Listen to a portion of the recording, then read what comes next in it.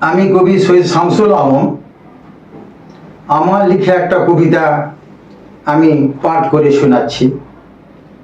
কবিতার শিরোনাম আপন।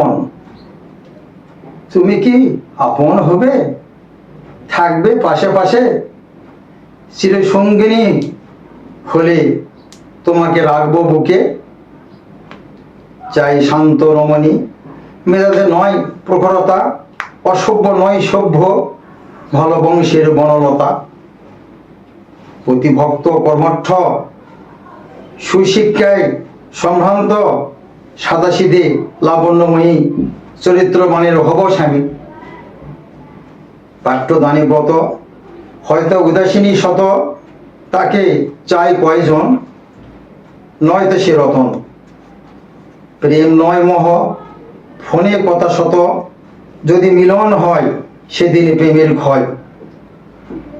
চরিত্রহীন নষ্ট নারী, নষ্ট করব না বাড়ি, তুমি কি হবে, থাকবে আমার বুকে।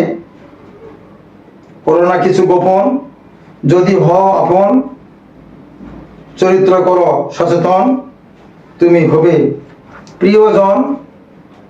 আপন যে আপন, সে করবে না গোপন, নারীত্ব বড় ধন, নরের সেই আপন।